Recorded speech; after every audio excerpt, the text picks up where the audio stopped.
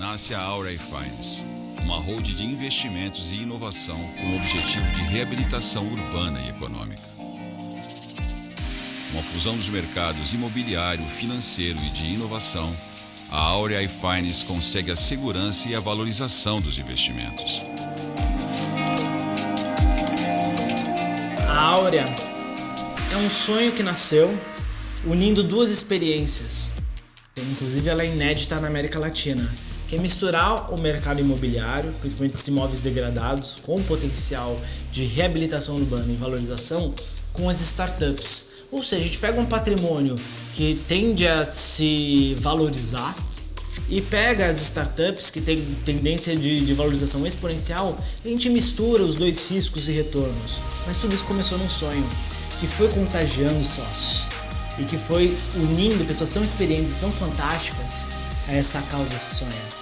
Porque ganhar dinheiro é legal, mas ganhar dinheiro impactando o mundo e modificando gerações, transformando o futuro, é muito mais legal. Áurea Finance, financiando e inovando ideias transformadoras.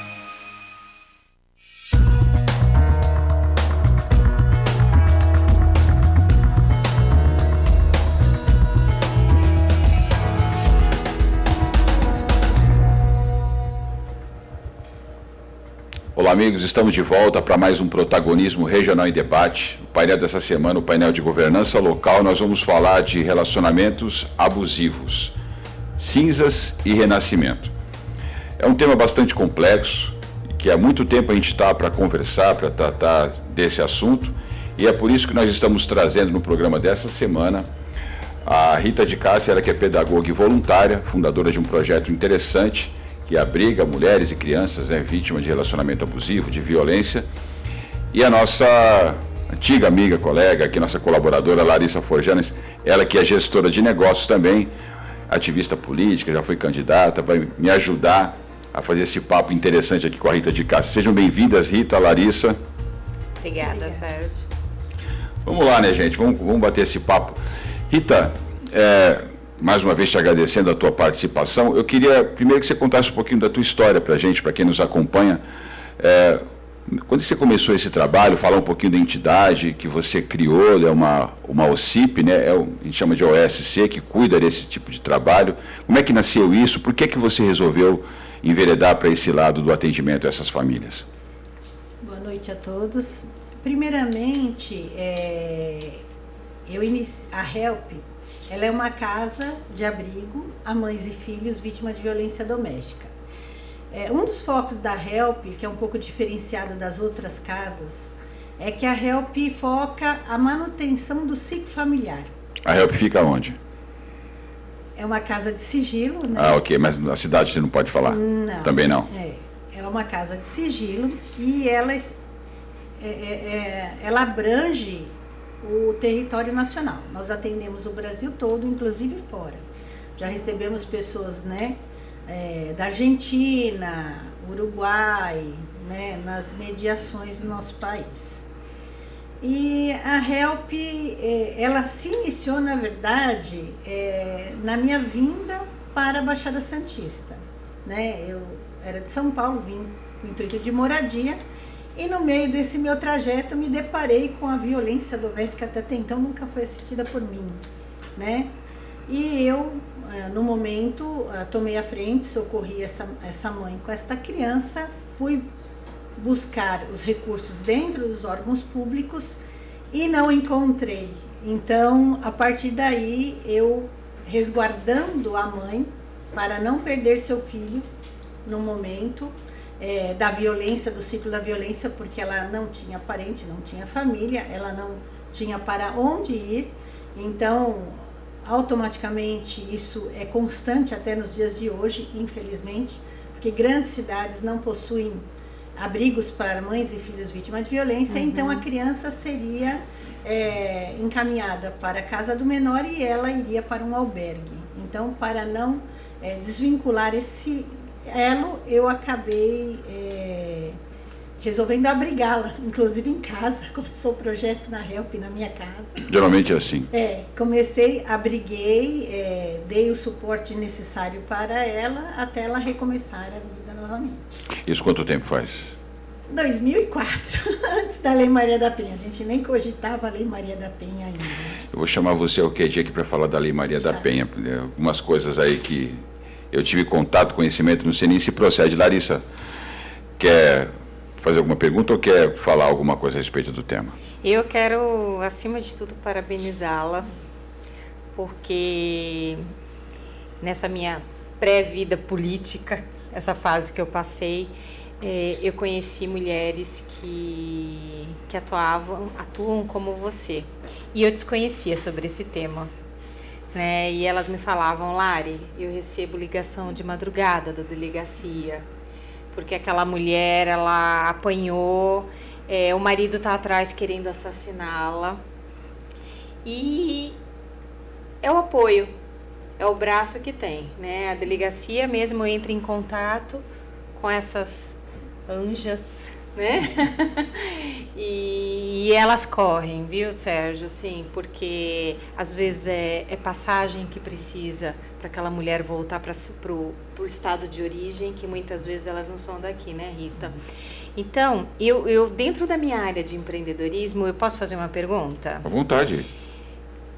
Essas mulheres, geralmente elas trabalham, Rita? Como é que é a vida dessas mulheres? Olha, que sofrem violência, porque a gente tem um índice muito alto de mulheres que sofrem violência. Elas trabalham? Essas pessoas que vocês atendem? Vamos dizer que 80% não. Elas são do âmbito familiar. E às vezes grande parte delas também não tem cultura. E é isso que as mantém no ciclo de violência, né? Porque a dependência financeira é um fator, né? Financeira, né? E também a falta de cultura de entender que ela está num relacionamento abusivo, né? Ela acha que é um ciúmes e vai levando a situação, né? Até chegar aí, infelizmente, num feminicídio, né? Que é uma das drásticas situações que podem acontecer.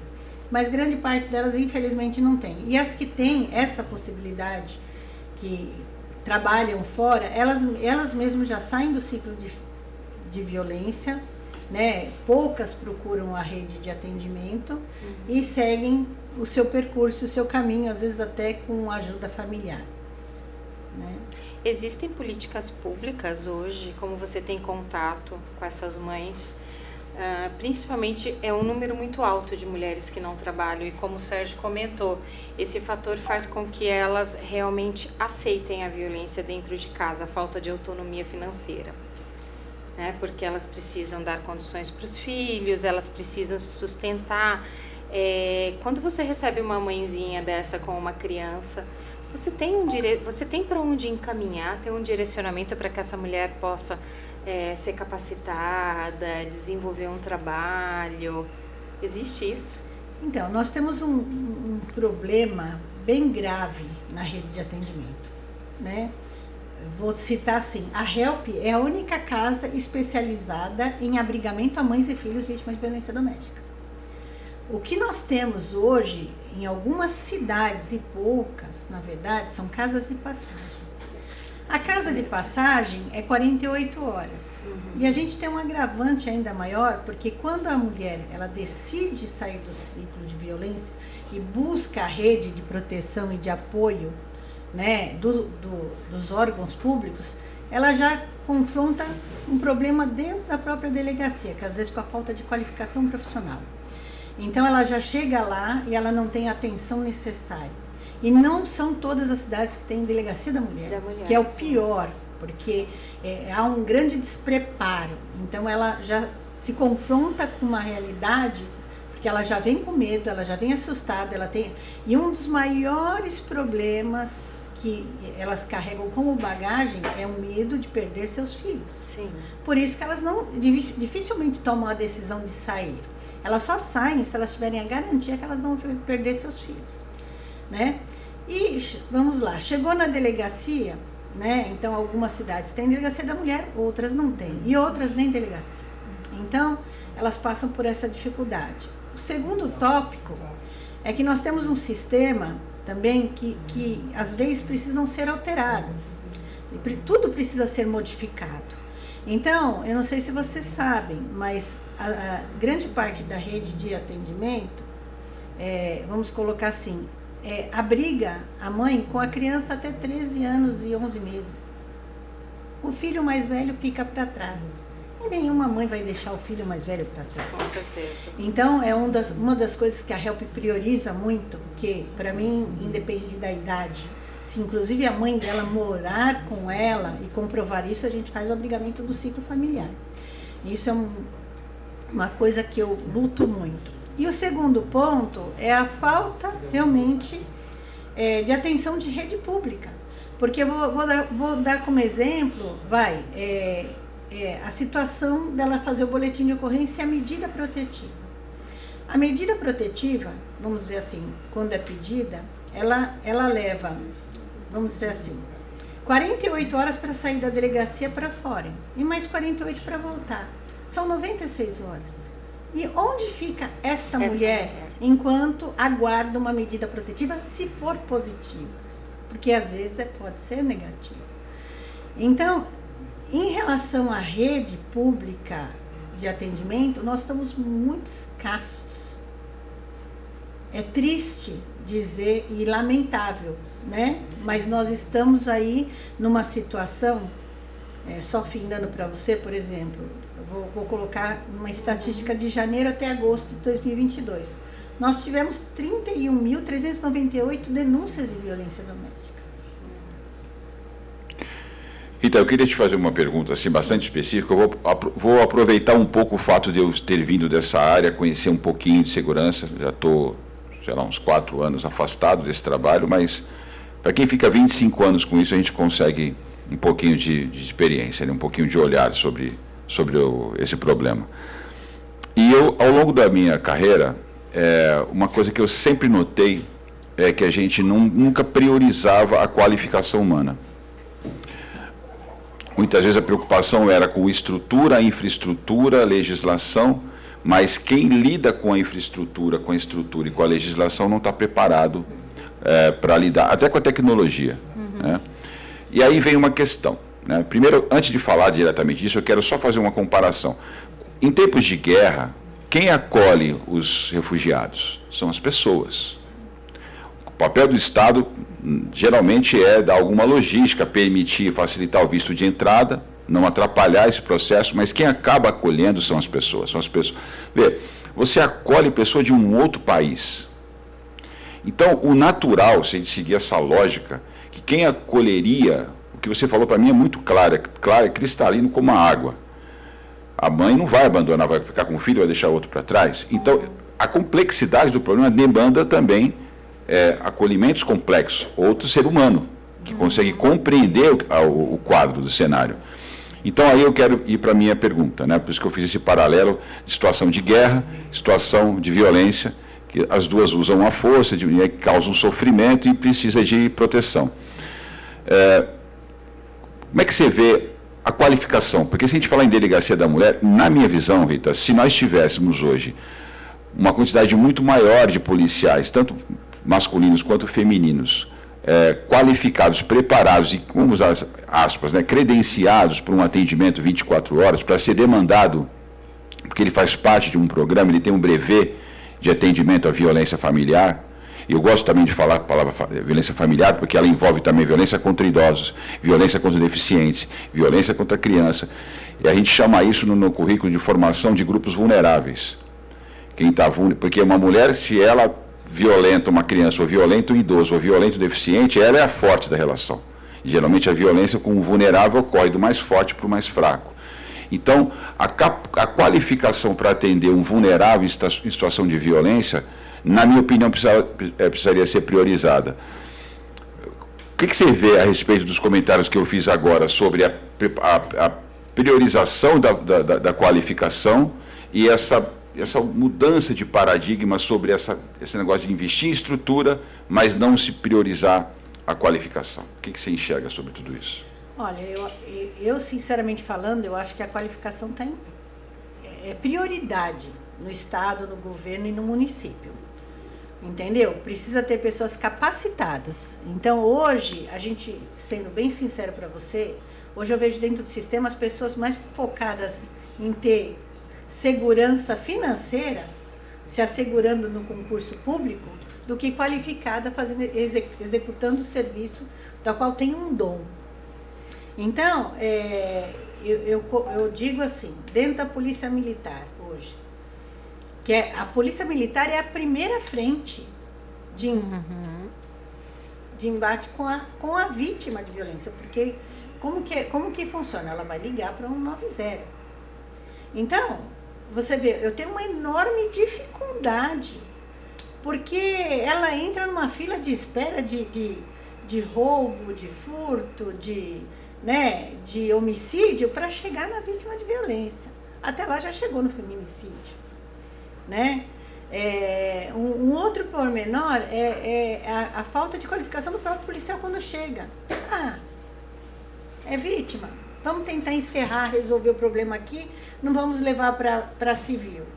Muitas Então, se sentem constrangidas. Se sentem constrangidas. Né? Porque... Por isso que eu comentei essa questão da qualificação, porque sim. se você tem grupos de policiais, seja de qual for a corporação, Polícia Civil, Guarda Civil, PM, enfim, preparados, eles seguem um protocolo. E aí você vai demandar quem está de plantão. E vai aqui, é igual você imaginar um especialista, um cardiologista, você imaginar um socorrista, pessoa que se preparou para aquele atendimento. Então ele já vai chegar seguindo um protocolo de atendimento. E eu estou comentando com vocês duas, para ela que fundou a HELP e está na linha de frente, e você que está atuando na política, porque eu acho que é uma coisa que a gente pode perseguir. Isso não demanda muito investimento, gente. É uma questão de vontade política. Sim. Criar um programa onde você forma os policiais. Nós fizemos isso com a área de direitos humanos, o brevet para a formação em direitos humanos. Fizemos isso para qualificar policiais, para identificar vítimas de tráfico humano. E aí envolve mulheres, jovens, crianças, né, que são vítimas de tráfico humano, porque o tráfico humano, Rita, da mesma forma que você comentou agora, muitas pessoas que também são traficadas não percebem no primeiro momento que estão sendo traficadas. E até quando são vítimas, já estão em cativeiro. Sim. Porque dependendo de onde essa vítima é traficada, ela nem consegue imaginar que isso existe. Por incrível que pareça, para quem nos assiste, tem ainda lugares no Brasil e no mundo que desconhecem essa prática criminosa. Então, a qualificação era importante até para que o policial conseguisse identificar em mensagens subliminares o que estava acontecendo. Não é o caso a gente perseguir isso, não, Larissa? Eu acho, assim, eu concordo totalmente. Você tem ótimos profissionais dentro da Polícia Militar, Civil, como você comentou, e pessoas capacitadas para poder lidar com essas situações, porque são situações onde a mulher chega desesperada, né, Rita? Sim. Ela precisa ter coragem, Sérgio, acima de tudo, para pisar na delegacia. Porque é o primeiro passo, porque a família já não... A família também, a maioria sabe o que está acontecendo, mas não interfere, não se mete. Eu digo assim, em matéria de leis, nós tivemos muitos avanços. Muitos. Né? Então, vamos dizer assim, e novas perspectivas também. Mas, quando você tenta introduzir isso no Poder Executivo, no Legislativo, né, no Judiciário, a gente tem enormes problemas. Né? Desde o delegado de achar que, eu vou fazer o boletim ou não vou fazer o boletim, você foi espancada.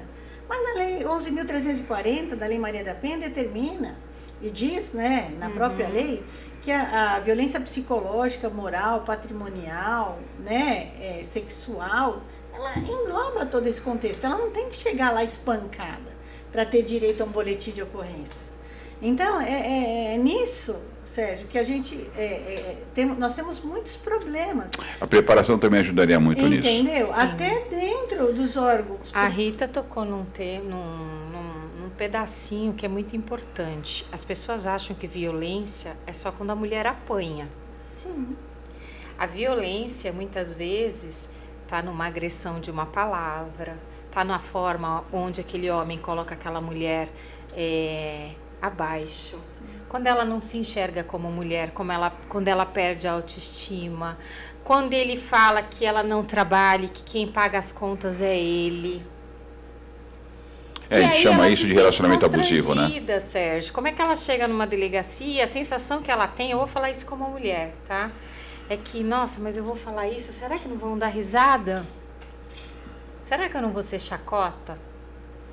Né? Então, assim, eu acho que é importante sim. Nós temos políticos, a gente estava conversando sobre isso um pouquinho antes de começar, que são voltados sim à causa da mulher, e eu acho que vale sim um esforço nosso como sociedade civil, porque eu faço parte da sociedade civil, né? Sim. A gente procurar essas pessoas, esses políticos e falar, vamos conversar sobre isso. Como é que vocês estão lidando com a questão do trabalho, que nem a Larissa falou agora, né? A mulher não trabalha, precisa de ter alguma renda. Quais soluções você tem visto que seriam caminhos, até falando também da participação da sociedade, para, de alguma forma, tentar tirar essa mulher desse ciclo que se retroalimenta, né? Porque o ciclo é assim, né? Vem aquela fase da tensão, aí vem a explosão, depois vem a fase da lua de mel, que aí a mulher acaba perdoando o companheiro, volta, e aí começa tudo de novo, porque ela começa a ver toda a vulnerabilidade que ela se encontra e acaba retornando aí para os braços do algoz. O que vocês estão vendo de exemplos que sirvam para a gente tentar perseguir? Olha, eu vejo da seguinte forma, eu acho que para a mulher se sentir segura, primeiramente, né, que seja resguardado dos seus filhos. O segundo ponto, assim, eu digo pela HELP. A HELP não faz assistencialismo, né? Na verdade, eu não sou nada favorável ao assistencialismo. Eu acho que a gente tem oportunidades de vida, nós vivemos num país que nós temos uma Constituição a ser respeitada, e todo mundo tem direito à educação, não estão respeitando muito, mas ainda está lá, pelo menos. Né? Então, mas nós temos que lutar para que esteja. Né? Que culpa do Paulo, que está aqui acompanhando o programa aqui no estúdio. Mas eu digo assim, ó, a HELP, por exemplo, ela atua desde o início, buscando, né, a ressocialização dessa mãe. Então, ela entra na HELP, né, com os seus filhos, para que ela sinta-se segura debaixo de um teto, que é o primeiro ponto, é ter um teto para ela e seus menores. O segundo passo, a gente trabalha psicologicamente, né, e trata dela fisicamente, porque, Sérgio, o psicológico é mais delicado que o físico, porque é uma bagagem que ela vai levar para o resto da vida. Não só ela, como seus filhos. Sim. Então, recuperar essa autoestima da mulher. Justamente. Nós tratamos ela psicologicamente. Depois nós arrumamos um emprego para ela. E depois nós montamos uma casa para ela recomeçar. Esse emprego, essa reinserção no trabalho, muitas nem é reinserção porque nunca trabalharam. Vocês encontram muita dificuldade? O empresariado tem ajudado ou não? Sim, porque primeiro nós temos que esconder que ela é uma vítima de violência, para ela ser realmente contratada. Porque as pessoas têm muito medo, né, da palavra violência. Porque o que um chefe entende? Eu vou dar emprego a uma vítima, de repente eu posso pôr em risco a integridade física dos meus funcionários. Então, Rita, para isso eu quero até fazer um registro e vou passar a palavra para a Larissa comentar o que eu quero falar agora. Da mesma forma como nós, cidadãos, precisamos começar a incomodar quem comete crime, dos mais comuns que você está acostumado, furto, roubo, né?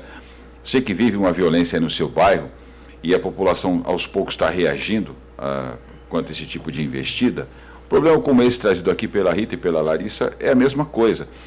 A gente não pode mais continuar aceitando esse tipo de realidade que ela relatou agora. Não, eu não posso abrigar uma pessoa porque ela é vítima de violência. Meu Deus, isso não é um problema daquela pessoa, isso é um problema de toda a sociedade. Amanhã é a sua filha, sua neta, sua prima, sei lá, quem mais. Todos nós estamos sujeitos a isso. E a sociedade de bem, vou usar aqui um chavão, precisa reagir a isso. Isso não é um problema do Estado. O Estado é complemento, isso é problema da sociedade e como sociedade a gente tem que resolver. É isso, Larissa? É isso. A gente pega até um ar para falar, né? É isso. Sérgio, você me conhece, sabe a minha pegada de desenvolvimento econômico, né? E eu estou atuando com isso. com projetos voltados não somente ao empreendedorismo, mas com o terceiro setor. E uma das minhas abas, Rita, é justamente isso. Eu sei que tem diversas empresas hoje que possuem metas para a contratação de mulheres. Principalmente empresas na área de tecnologia, que nós tanto gostamos, né? Então, é fazer essa união de atores, da Rita. E com a tecnologia hoje dá para fazer até trabalho remoto, né, Larissa? Isso é também uma coisa que pode ser feito, né? Dessa estrutura, qualificar remotamente, colocar para fazer funções remotas. Tem muita coisa que dá para fazer. Tem muita coisa que dá para fazer. Diversas empresas, Rita, já estão promovendo esse debate com a sociedade internamente com as suas funcionárias. Porque quantas funcionárias não sofrem violência dentro de uma empresa e ficam caladas? E essa violência que uma criança sofre, ela é tão impactante, tão nociva para a sociedade, porque ela vai se tornar adulto amanhã. Sim. E ela vai trazer esses traumas, ela vai trazer essa desestabilização emocional. Isso vai comprometer a produtividade dessa criança quando for adulta, vai comprometer inclusive a sua própria conduta, né? Quantos problemas de violência você hoje não trata por crianças que sofreram na sua infância e na sua adolescência? É mais um motivo para a gente entender que esse é um problema de cada um de nós como sociedade. Rita, o que você está... É claro, você tem uma série de restrições para falar de onde fica a casa, mas você tem quantas mulheres abrigadas? Você pode falar isso? Essa informação você pode falar? Vamos dizer assim, a casa, ela comporta 30 pessoas, englobando mães e filhos. Mães e filhos. Na verdade, ela antes era 60, mas eu tive que fazer alguns reajustes dentro do imóvel, né, de acordo com as tipificações que a prefeitura exigiu. Certo. Então, a prefeitura exigiu, deve dar uma boa grana para você também, né? Pra prefeitura. Bom, mas ela exigiu e dá uma boa grana. Sérgio, eu ia perguntar isso. Para exigir, os órgãos são muito bons. Como é que você sobrevive? Como então, é que você sobrevive? Trabalho demais. Vamos colocar assim, nós temos, vamos dizer, financeiramente, as instituições, eu vou falar no geral. Sim, sim. Terceiro setor. Sim. É complicado chegar recurso público, é muito difícil, eu vejo pela Casa Help, que é uma casa de abrigo. Uma casa de abrigo vamos dizer assim, é contínua, ela não é eventual. Então, assim, todos os meses eu tenho água, luz, alimentação. Você tem suas contas fixas, né? Eu tenho as contas né? fixas, né? E demanda, às vezes, um número maior ou menor de pessoal, né? Só que você busca até esses recursos, mas você não encontra no governo federal, não encontra no estado, não encontra no município. E vamos dizer assim, às vezes a gente sente até o terceiro setor que a gente é inimigo. Quando, na verdade, nós estamos ali para ser um braço executor. A gente está lá não para concorrer, nós estamos lá para ajudar. Porque quando a gente acaba montando uma organização, é para suprir uma deficiência do próprio sistema. Entendeu? Então, às vezes olham a gente até de uma maneira negativa, Sérgio. A gente fica até muito triste. E quando você começa a desempenhar um papel que não é seu, que é deles, e começa a tomar uma voltura, você começa a sofrer consequências. Então, mas você falou aqui, se queria te cortar, eu te perguntei sobre quantidade de pessoas, você falou que na casa seriam para 60, 30. Você tem 30 agora, juntando as mulheres e os filhos, né? E, obviamente, recurso falta, mas hoje, além da questão da legislação que você comentou, o que você elencaria hoje como mais urgente para, de alguma forma, diminuir a tua dificuldade para esse trabalho? Olha, eu acredito ainda mais no privado. No setor privado. No setor privado, né? Na ajuda de dedução fiscal de 2% do lucro real, ou na ajuda de cesta básica na pessoa física. Há alguma previsão para o fundo, sei lá, de assistência à criança para esse tipo de trabalho? Tem algum projeto no CMDCA, se chegou a verificar ou não? A gente fez programa ano passado, esse ano ainda, sobre destinação, seria uma pauta interessante para colocar projeto lá dentro, né, vinculado ao CMDCA, porque isso pode até ampliar a destinação do imposto de renda para esse tipo de projeto. Você chegou a verificar isso ou não? Então, a concorrência é muito grande. Nós temos muitas deficiências no nosso país e muitas instituições e muitos projetos excelentes, gente, mas isso é maravilhosos, prioridade, gente. né? Vamos olhar então, com carinho. É complexo você dizer, né? Vamos colocar dessa maneira. E eu tenho, vou ser bem sincera aqui, eu tenho uma certa dificuldade, porque eu não atuo dentro das tipificações e regras do Conselho Municipal de Assistência Social ou do Conselho Nacional de Assistência Social. Principalmente naquilo que eu disse, no teor de manter o ciclo familiar. Então, a gente encontra muita dificuldade quando você, como a HELP, que atua há 17 anos, a HELP está focada na vítima e não no sistema. Ela está focada na necessidade que a vítima tem. Ela está focada em fazer com que ela enxergue segurança para sair do ciclo de violência e não deixá-la no ciclo de violência. Então, isso me dificulta bastante. Eu vou te dar como exemplo, até hoje eu estou numa briga para conseguir o certificado municipal de assistência social. Porque eles alegam que a HELP não atende as perspectivas deles. Não é deles, é delas. É delas. Você está entendendo? Então, por exemplo, vou te dar como um exemplo. Eu estou aí passando por um problema no Ministério Público, porque fizeram uma denúncia, né, que eu não tinha acessibilidade. Então, não tinha rampa e não tinha elevador, Larissa. Esse era o problema. Então, eu tive que me desfazer até de um veículo para poder comprar e fazer, e colocar, na verdade, a acessibilidade e coisa.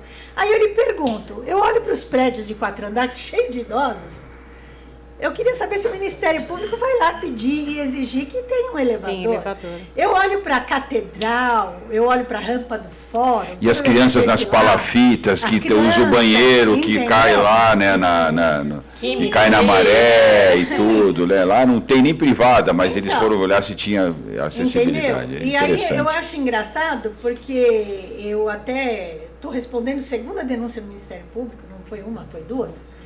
Porque eu questiono, por exemplo, né? Então quer dizer que a HELP, ela perde o alvará de funcionamento porque ela não tem acessibilidade? Mas e a prefeitura que não tem nada a ofertar?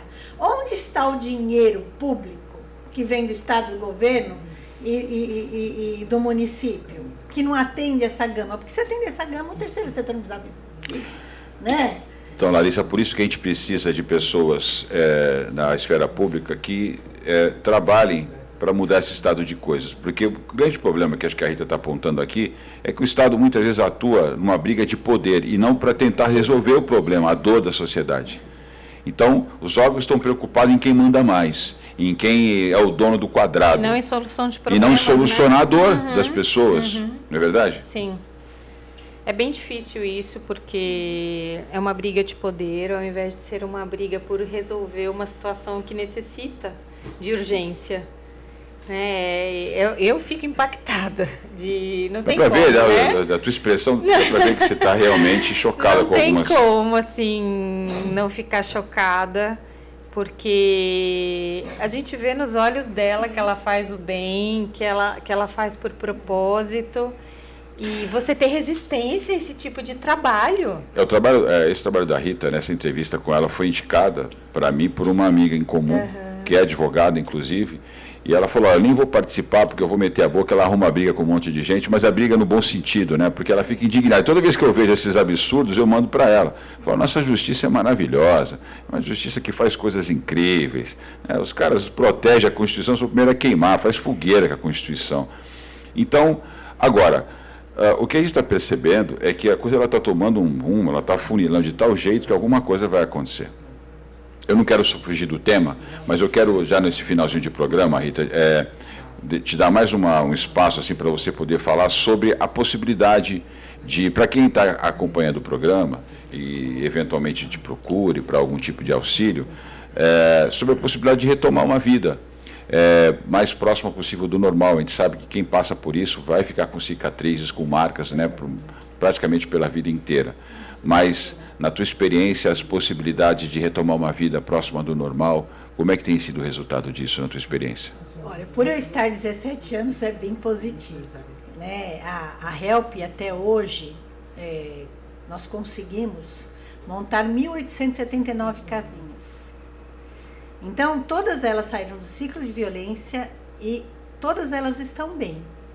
Então, eu acho que já é uma vitória, porque eu acho que assim... Você está comprando teu lote no céu, né? Fala a verdade. Não, pior que não, que eu tenho muita coisa. Você tem ainda. parceiros que te ajudam nesse processo? Quando você fala, a gente estava conversando e você falou, não, eu arrumo trabalho para elas. Como é que é isso? Assim, me gerou até essa curiosidade do eu arrumo o trabalho para elas. Você vai conhecer uma grande parceira aqui, viu? Vai sim. Como é que são essas parcerias? Então, é assim... Primeiramente porque eu estou já há muitos anos nessa atividade, então a gente acaba se relacionando com muitos empresários, né? Uma outra, eu também forço o sistema através do PAT. Tá. Porque a Lei Maria da Penha, ela dá prioridade. Então vamos respeitar a prioridade da lei. Então, se ela está em vulnerabilidade e ela necessita daquilo, então o que eu faço? Eu faço com que o sistema comece a andar. Então, vamos colocar creche. Você faz os encaminhamentos necessários. Vamos colocar creche. Eu tento vaga. Não consegui, eu entro com liminar. Porque é um direito à educação. A mesma coisa é o trabalho. Então, escala-se, né, aqui na Baixada Santista, uma relação através do PAT, de emprego, de vários setores. Então, eu oficializo para que eu consiga a vaga. Se eu não conseguir, a gente também oficializa outros departamentos, outros empresários, né? E a gente consegue aí dar um andamento.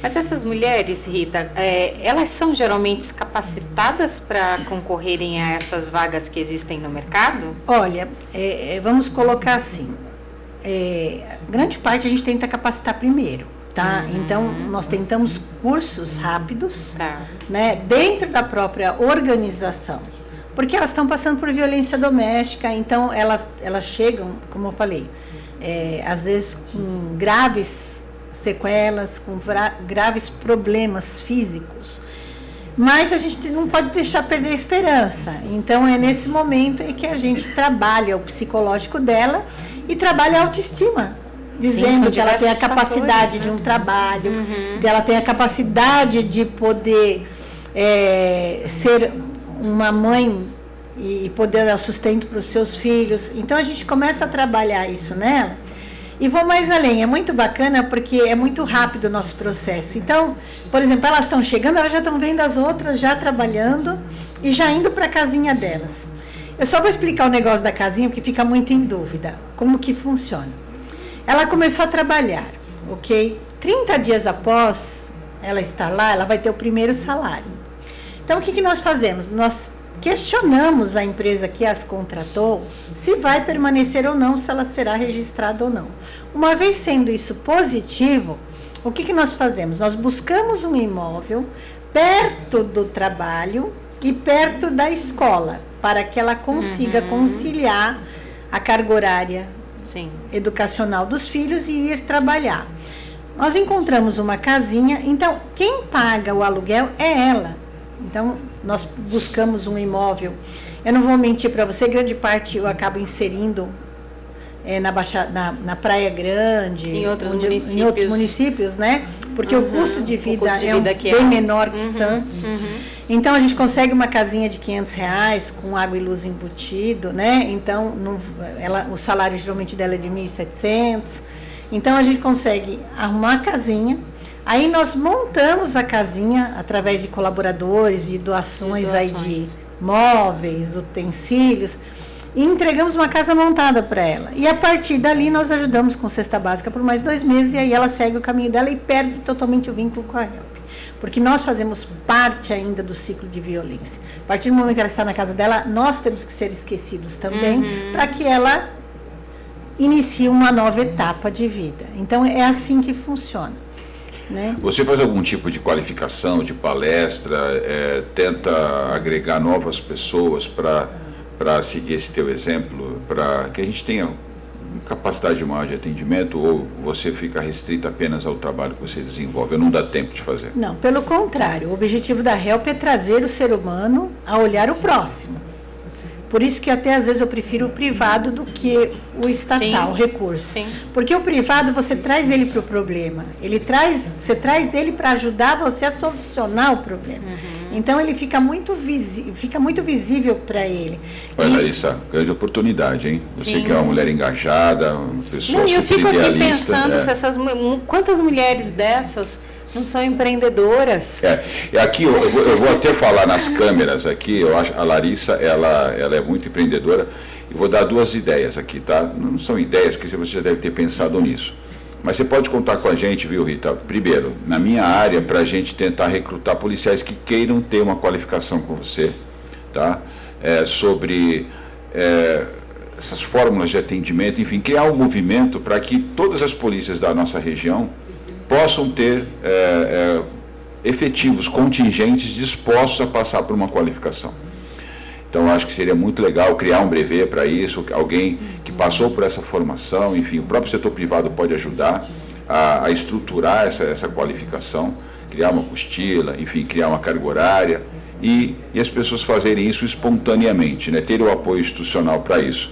E no caso da Larissa, vou dar uma dica aqui, se é que ela já não pensou nisso, eu acho interessante também, viu, Larissa, levar isso para o maior número possível de empresas, né, e formar mulheres também empreendedoras que gostam, que são ativistas, a também se engajarem nisso, para replicar essa informação. A casa, ela está o seu endereço preservado, mas o trabalho tem que ser divulgado. Sim, o trabalho né, tem que ser divulgado. Porque eu acredito nisso, se você tiver envolvimento da sociedade civil, a gente consegue melhorar a vida na sociedade, enfim, na cidade, né? O que vocês acham? Estamos indo para o final já. Eu vou dizer assim, o meu modo, Rita, como presidente desta organização. A OCIP Help, ela não é minha, ela é da sociedade. E ela tem um trajeto de já 17 anos. E esse trajeto dela nunca foi sozinha, porque a Help sempre buscou até ajudar outras instituições que não conseguiram ter a parte documental. Então eu digo assim, nós temos que entender e observar que uma OCIP ela pode até buscar o recurso financeiro para a capacitação de qualquer área. Entendeu? Como a minha meta para 2024, vamos dizer assim, não 2023, é montar a creche 24 horas. Porque todo mundo esquece que tem mãe que trabalha de madrugada. Sim. E não tem com quem deixar seus filhos. E se ela deixar com um menor de 14, 15 anos, ainda pode perder para o conselho tutelar. E ela não tem culpa, porque ela é o elo ali que vai trazer o subsídio financeiro. Então, isso que é muito importante também, que eu acho que tem que se trabalhar no terceiro setor, que tem muitas instituições aí, né, que tem que olhar como um todo, não como se só, eu fundei, ela é minha. Não, ela não é minha. E nós temos que aproveitar, nos unir, brigar, lutar para que, vamos colocar assim, o terceiro setor está mais próximo da realidade do cidadão do que qualquer órgão público. Ali você conhece, cada um na sua área, todas as problemáticas. Então a gente tem que se unir para fazer um bem maior e chegar no objetivo melhor. Sim. Maravilha. E bom, para quem quiser conhecer mais o trabalho da Rita, você quer deixar algum telefone, algum contato, um e-mail, alguma coisa para que as pessoas possam fazer contato, quem está nos assistindo? Pode ficar à vontade, então divulga aí o que você puder divulgar, é claro, né, para que as pessoas possam te acionar. Da nossa parte, a gente vai se mobilizar, né, Larissa? Sérgio, ela é maravilhosa, porque ela precisa se esconder, mas ela faz um excelente trabalho e ela não pode se divulgar. Olha isso. O lugar, o abrigo, a gente não vai divulgar, mas acho que o contato...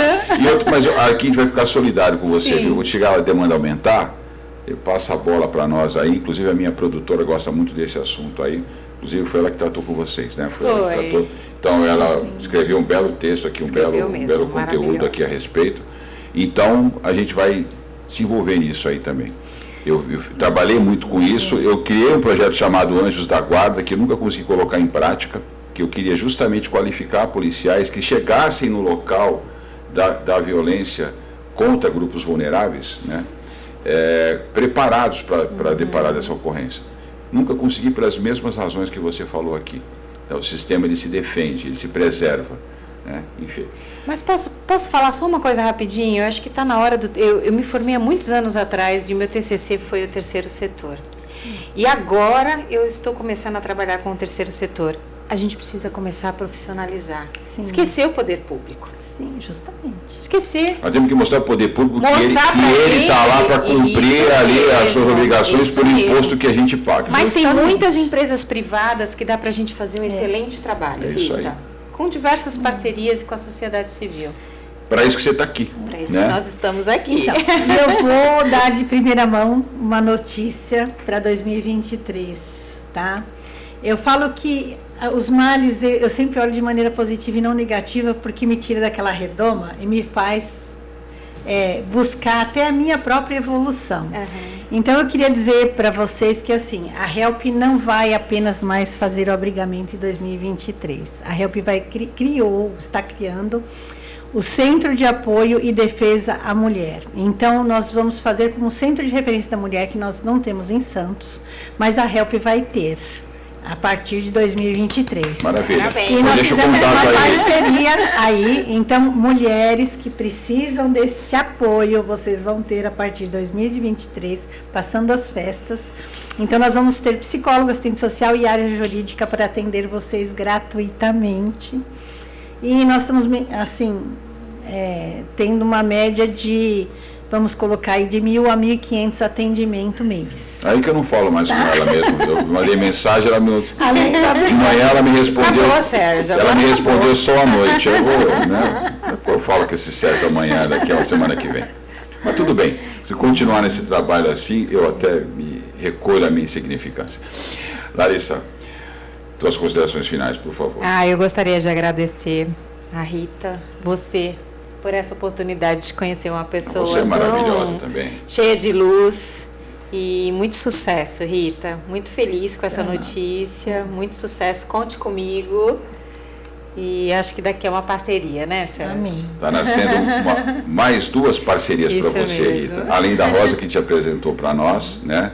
Agora você ganhou a parceria minha, da Larissa e da própria Cecília. Bom, produção, foca então aqui a câmera no rosto bonito da Rita. A Rita, que é pedagoga, com complementação em psicologia, estudou administração de empresas, gestão pública e serviços governamentais, empreendedorismo, desenvolvimento sustentável, ambientalismo e é formada também em direito. Ela que é fundadora da HELP, esse projeto extraordinário, maravilhoso, que está abrigando aí mulheres em situação de vulnerabilidade, violência, enfim, as mães e os seus filhos. Muito obrigado, viu, Rita? Deus abençoe o seu trabalho, que você continue firme em 2023. Esse programa está indo ao ar no dia 9 de janeiro e a gente espera que ele dê muita sorte para você e para todos nós que ainda acreditamos no Brasil. Amém. Eu agradeço imensamente ter participado. E qualquer mulher que precise de nossa ajuda, é só nos buscar na rede social, né, pela HELP. Temos o Instagram e o Facebook. E eu vou deixar meu contato de celular, que é o 13 997 58 8351, onde você vai ser orientada quais são os procedimentos que você deve adotar para sair do ciclo de violência. Maravilha. Muito bom.